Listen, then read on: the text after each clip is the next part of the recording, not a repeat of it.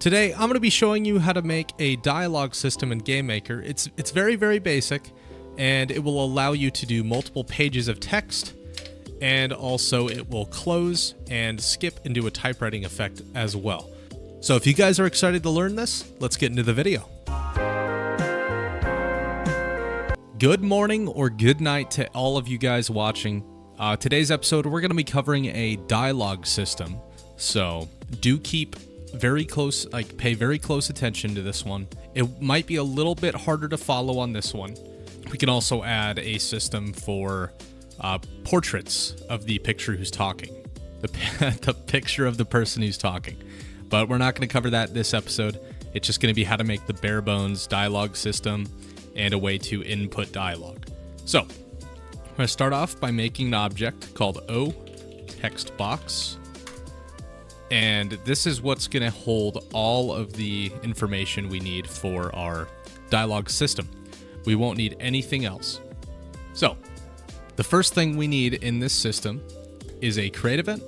And the create event is just going to run once, and we're just going to store a couple variables that we'll need for the system. So the first, I'm just going to make a comment called text box variables, like that. And the first couple variables we're going to need is the width and the height, along with the border, and then X and Y positions of our text box. So this is just going to be how it draws and nothing more. So I'm just going to put T box width equals, let's say 300, because I believe our camera, let me just double check this, is 480 by 270. So it will take up 300 pixels out of the 480 horizontally. And then T box height, I'm just going to do a value of 80. And you can kind of do what you want with these. It doesn't matter too much, but you could always tweak it later on with these values here. But now we're going to add a variable called border. And this is going to be the padding around the text box. So text cannot be within 10 pixels of the border is what I'm putting here, which is just pretty simple there. Next, we're going to do tbx, text box x, and we're just going to set this equal to 100 or something. tby equals 150. Now, this isn't really going to do much once we get it incorporated with our GUI and everything, but this will do what we needed to for now. Next, we're going to make another comment called text variables, and we just need a couple things here. We need page equals 0. So if there's multiple pages of dialogue, we don't want it to show all at once.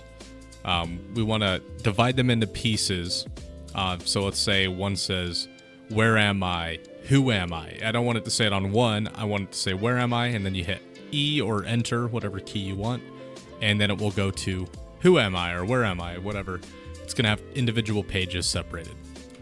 Next is going to be text. And we're just going to make this an array. And we're just going to, for now, throw in a string, which is text in a way. And we're just going to say, who are you? Just like this.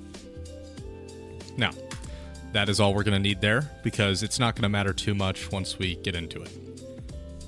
Now, we need string equals, and this is just going to be an empty string, like I said before. And quotations means it's a string, which is like a string of text, or like a line of text. And that's just going to be nothing. Now, we're going to make a variable called current character, like this. And then we're going to make a variable called text speed equals 1. And 1's a pretty good number, I've found. You could always make it a little bit slower, but I don't know if I'd make it any faster than 1. Just because this is how fast it will give that typewriter effect. Each letter will appear as you're making it. So next, we're just going to determine width, and this is going to be the total width of the text plus the borders included. So tbox width minus border multiplied by 2. So this is pretty much going to take into account the entire width of the text box and find out which areas or how wide of an area can we actually display text. And incorporating the borders, since there's 2, one on each side horizontally, it's going to be a total of 20 pixels. So it's doing the total minus 20. So, and then we're going to find a way to actually center that. I'll show you. Next is going to be line padding. And I found 12 works pretty well for my font. So we're going to do that. And that's just the distance between each line of text vertically. And then anim equals 0. This is completely optional. Just the image I provided for the text box is animated. So I'm just doing a variable called anim, which pretty much lets me animate it through a variable. Now, let me actually get the sprite imported here real quick. Right here, S text box. And I'm going to go ahead and import that art. Okay, so I got that imported. And again, this is how you'll see it when you first put it in. You just say edit image at the top, convert to frames, and then the parameters here is 16 by 16, and then there's 12 images total.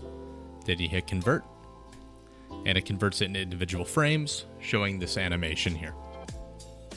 Next, we need to go into our text box again, and this is actually all we need in the create event. So we're going to create a draw event. Actually, no, we're not even going to create the draw event in this because we want it shown as GUI on our screen. We don't want it to be drawn underneath everything. So we're going to actually go to our inventory, and we're going to rename this to OGUI. So it's going to handle all GUI, but also has all of the inventory variables. So we're going to scroll down pretty much all the way down here, and I'm just going to make sure that... Yep, okay, all the way down. We're going to put a comment here and name this dialogue. Or draw dialogue, I'm going to put. So this will be drawn over top our inventory. It doesn't matter where you kind of put it, if it's above the inventory or below.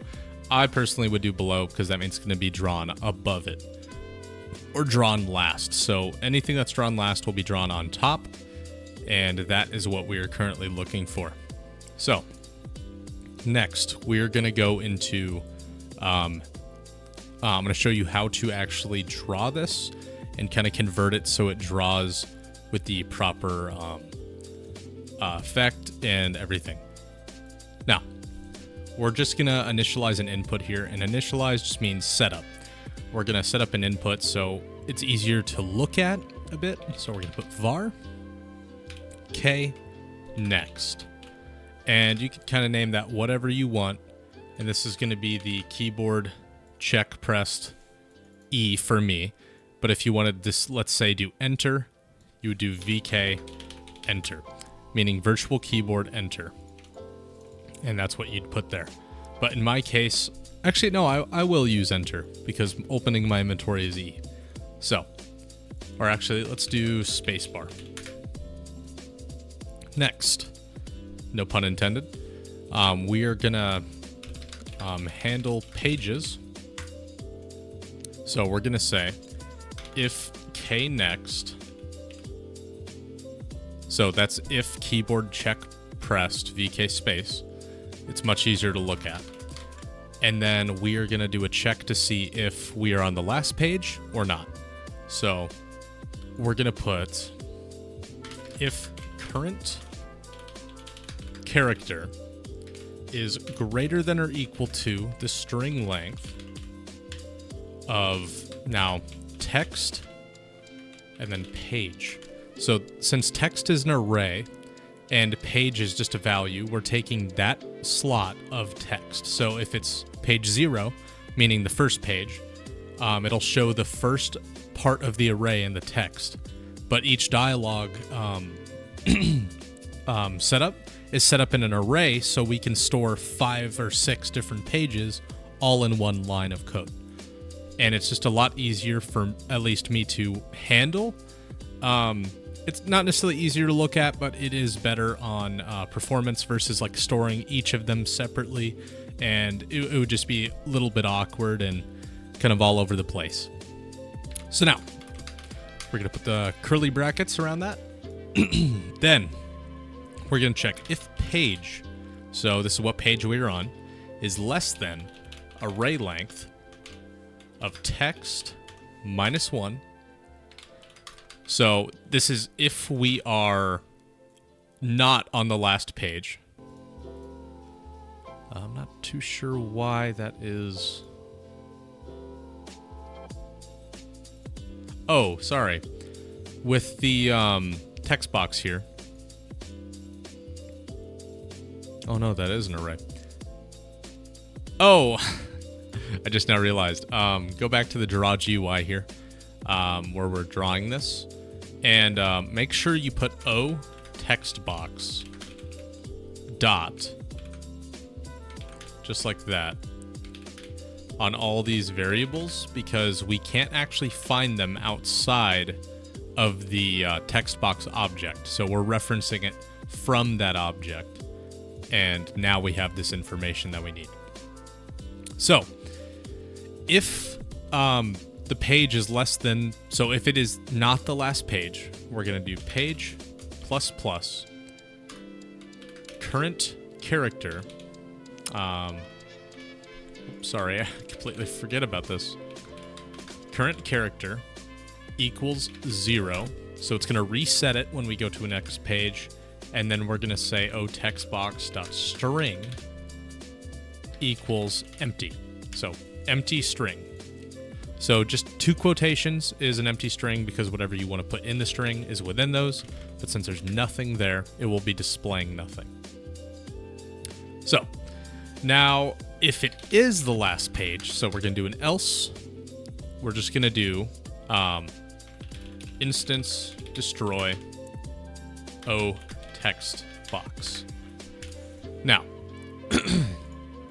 since we're destroying the text box and not the GUI, of course, because we do need that, we're actually going to, right above this, right under the draw dialog, we're going to put a if instance exists O text box, and then open, and then at the bottom here, we're just going to put a close, and we're just going to indent everything over just so it's a lot easier to look at.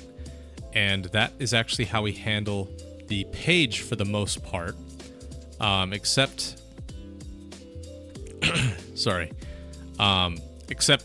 if we press next, it'll check if we're at the end of our, if it's already displaying all the text. But we do need an else to skip that animation to then just set it to display all the text. So we're going to say otextbox.currentCharacter equals string length of otextbox.text, and then in square brackets, otextbox.page. And this is pretty much just going to set the string that we're currently viewing as the dialogue to be the max of what is in that slot. So it's going to be displaying all the text if we skip the animation. So underneath this, but still within the if instance exists text box, we still need that. All of it embedded within that. We're going to make this the handle Typewriter effect is what I call it, because it kind of shows up as a typewriter. So we're going to do if otextbox dot current character is less than string length of, and I'm just going to copy this here just so it doesn't take so long, otextbox.text, and then in square brackets otextbox.page. And this is pretty much just going to add to the current character. So that means what character are we currently on, and it will also draw the previous characters behind that. And we're going to say plus equals, And this is where the text speed comes into play. Oh, I completely messed up the name of that. I put test speed, I meant to put text speed. So, now going back to here, we have the current character being added by text speed. But if you remember, we are using delta time. So just multiply that by global.dt, or whatever you named your delta time variable. And now we have that.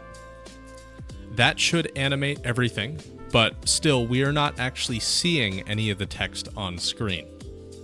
So we're gonna make another little comment here, and we're gonna make this reset string and add new string +1 character each update.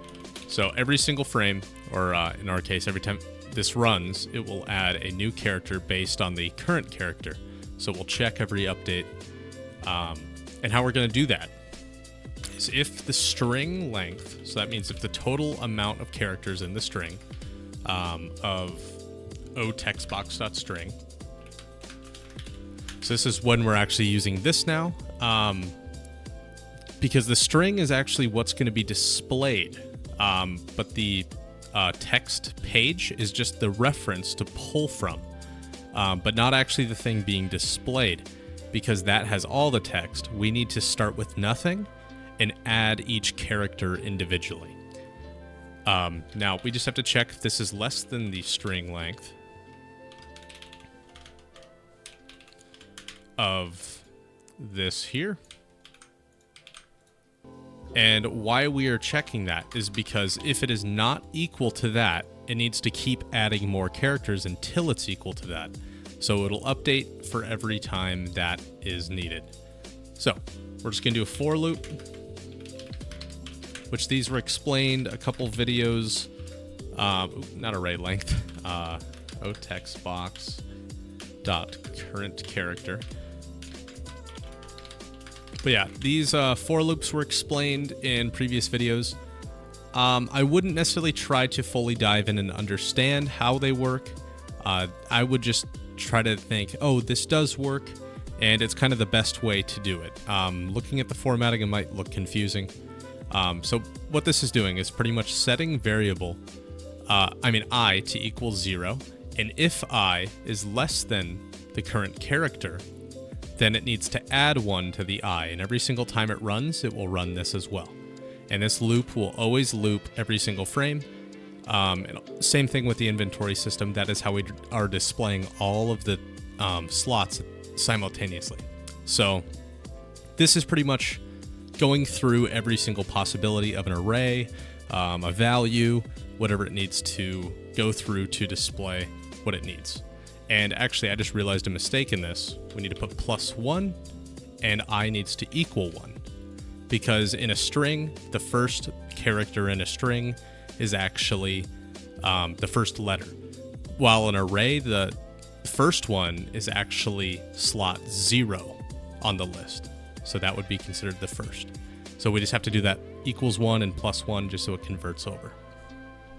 Next, we're going to make a variable called character or char, and we're gonna set that equal to string copy text. Oops, I keep forgetting I need to do this every time. So text page, and we're gonna do index 1.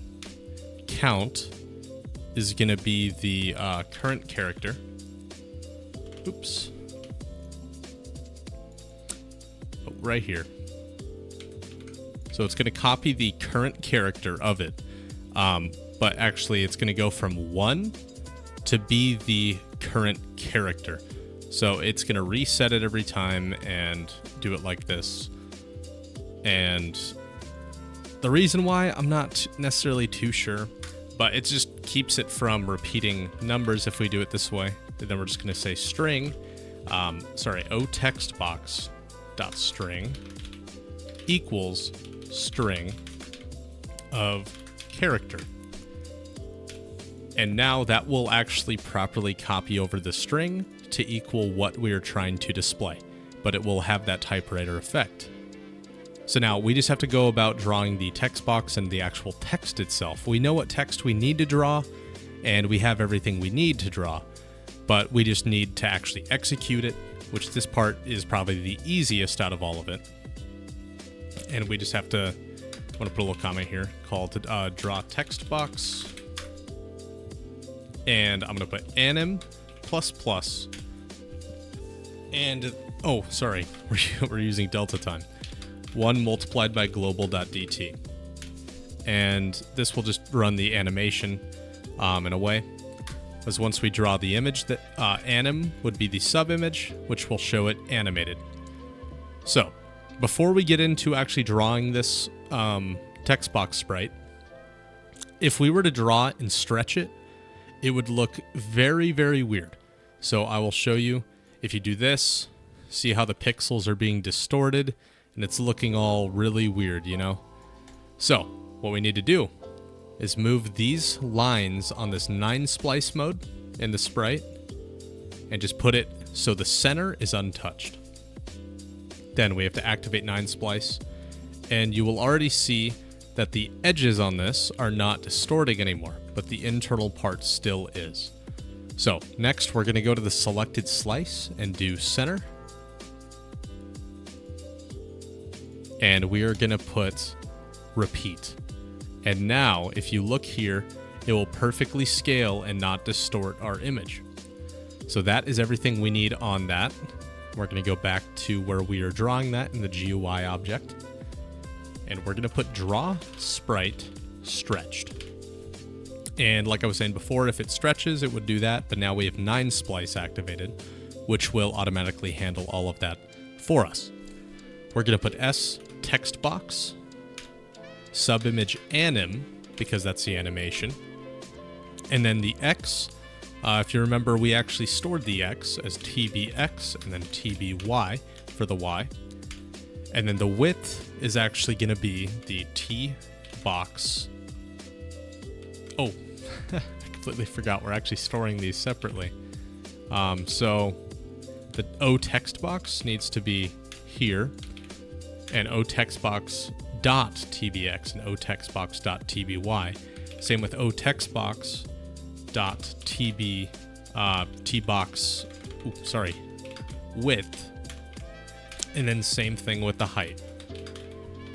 So we have each of those stored, and that will handle all of the sizing for us and make it look good. So, next thing we need to do is draw set font. And we're going to leave that empty for now because we have not actually set up a font.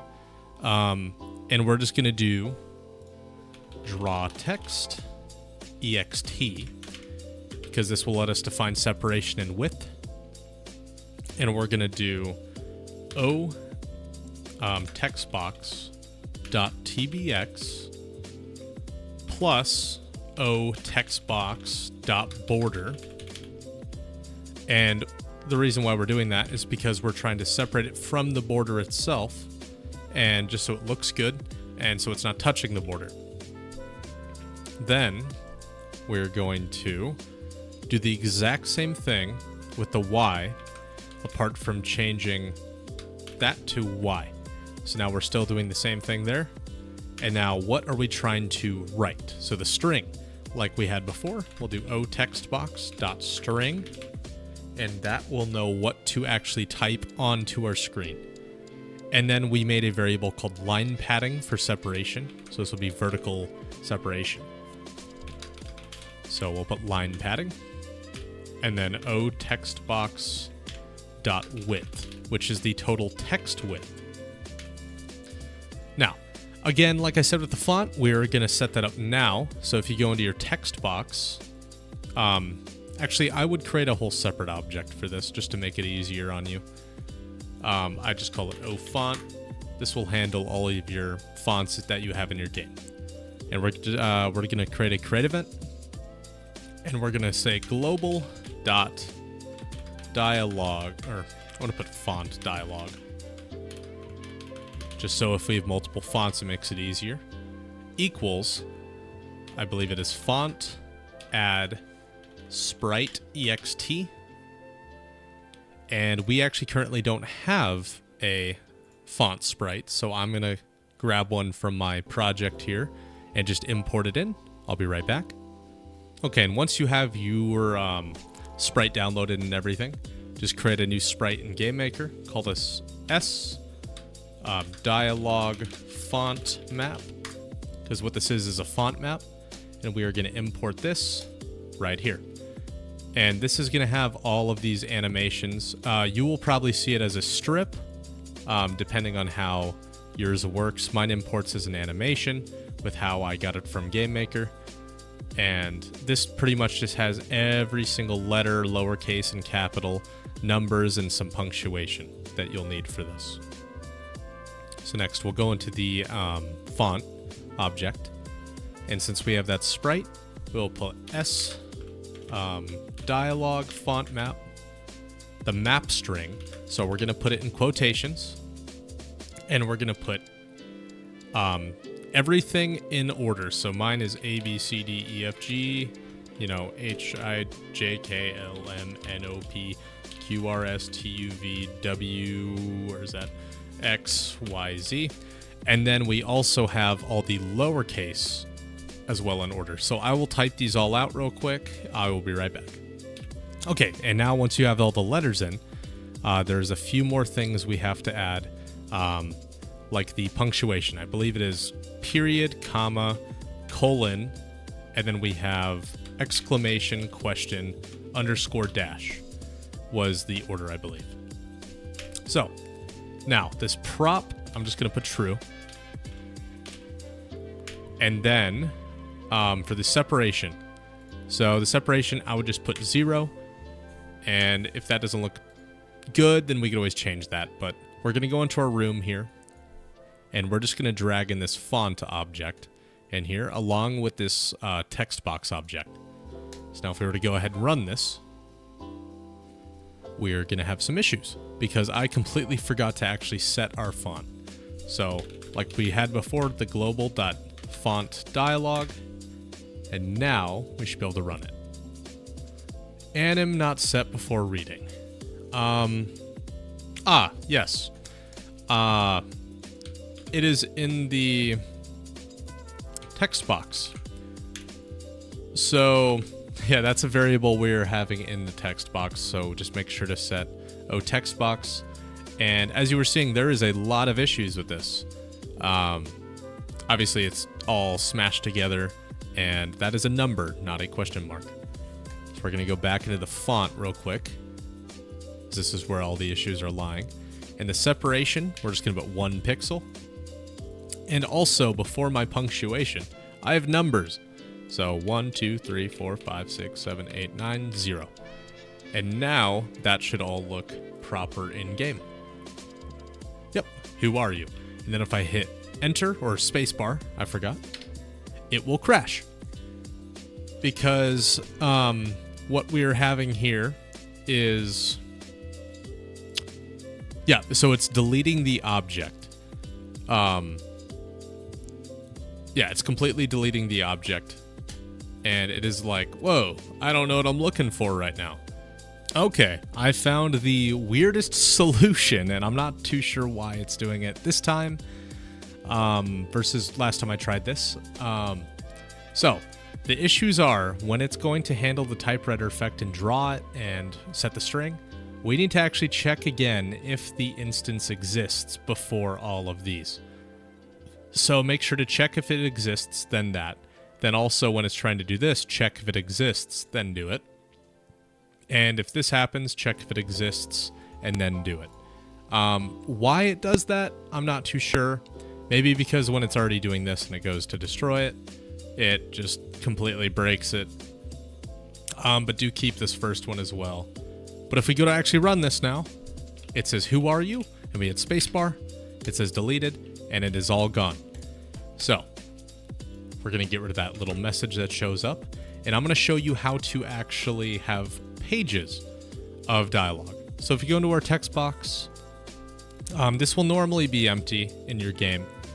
But let's say we want 3 pages we just put commas in between each quotation or string, and we will put who are you, where are you,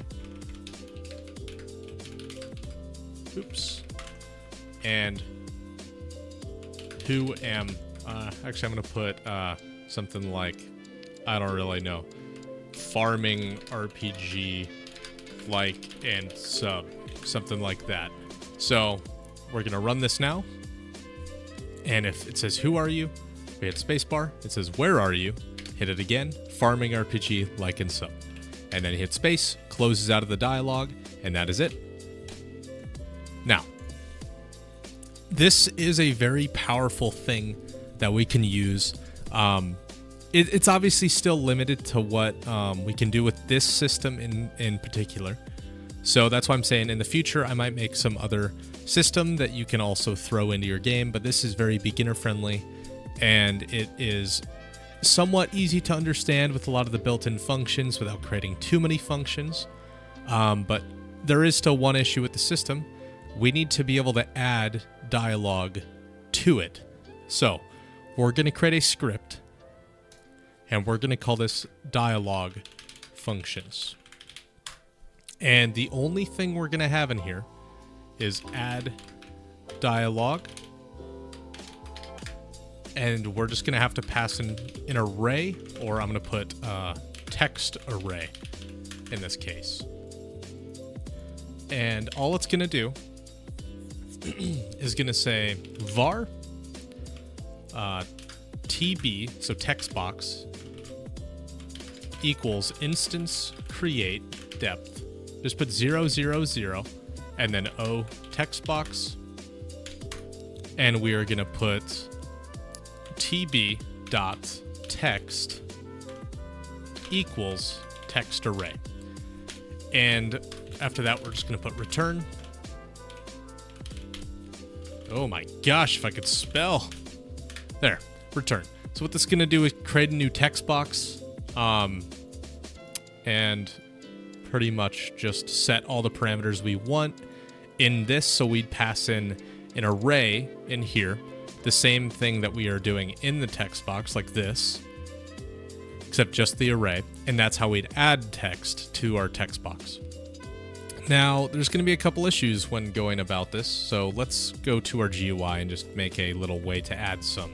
So if keyboard check pressed, let's say ord P, a key that I will never touch, like that. And we're just going to say add dialogue. You don't have to do this part. I'm just kind of showing you how you were to add them and the issues of how it's doing it now and what we're going to do to change it. So add dialogue, and we're going to put in hello, and then another page, how are you, and then do you like the series, question mark. So we're going to go and run this. It says who are you, where are you, farming RPG like and sub. Now it goes away completely. I hit P. It says hello, how are you, do you like the series, and that is it. And if I hit it again, it'll do the exact same thing. Also, I didn't show you, so when skipping dialogue, I'll do it real fast on this next one. I'll skip it and it automatically goes to the end, which it's going to be easier to see in super long ones. So I'm just going to put a lot of E's or something in this one, just so it takes a while. It says who are you, whatever, and then this one here, it's going to be the one that shows, and then I skip it and it does this. Now I'm just going to assume you will not be using words that are super long like this. Since there's no spaces, it won't try to cut it. It's a small issue, but I doubt anyone will ever use words that are, 50 characters long. So that's the only issue this might have in the future. But yeah, if you just try to avoid those, it won't have any issues. So we're obviously not going to do that long of a text. And now, for how it's drawing, make sure I actually got this right. Never mind, I actually already fixed it. So actually, that is all we need. So if you guys like the series, make sure to drop a like and a sub on this video. And if you know any people who are struggling to make their first game in GameMaker, or want to get into game dev, you're always welcome to send them my way. And yeah. And also, before we end this tutorial, I realized that we have these numbers not showing up properly because we're actually switching the font. And we will do that right now. That's because we added our own font, and we're going to add these into and just convert these over. So if you go to the GUI again, and we go to where it draws the value. So if we go up here, and this is for the hotbar, which we do need it fixed to the hotbar, but first we're going to do it in the inventory. For the draw amount, it draws it to the right, and then back to the left, so it resets. These are the coordinates. We're not going to really touch those. We're just going to set the values of the size up. I'm going to try 0.8. See how that looks. That's probably a good size. And then we just need the more in the corner, so I'm going to do plus 14 and plus 6. Just a solid guess, hopefully. And yeah, that is actually pretty good. So we're going to do that. And now we just do the exact same parameters right here on the hotbar. And now it is showing it with those values on the hotbar, and it honestly just looks more stylized. But yeah, there is dialogue, inventory, and a full farming system. So the next part's coming up is kind of going to be all over the place with kind of polishing, making gameplay. But as for a lot of these systems, it's going to be up to you to kind of make your game unique and have a good game feel. These are the very, very, very basics to what's kind of needed to understand what goes into a game like this. And yeah. So anyways, if you guys enjoy the series, make sure to like and subscribe. And if you know any friends that want to get into game dev, or, if you're still looking to learn more about game dev, this channel will hopefully be helpful for you and your friends, or anyone you know at all, to get into game dev and learn the industry, or even just, dabble in it, see it as a potential hobby, make games for your friends, stuff like that. I hope I can add some value to your journey and at least try to motivate you to keep you going. And anyways, I hope you guys enjoyed part 5. There will be more parts coming out very, very soon, so stay tuned. And anyways, you guys have a good one.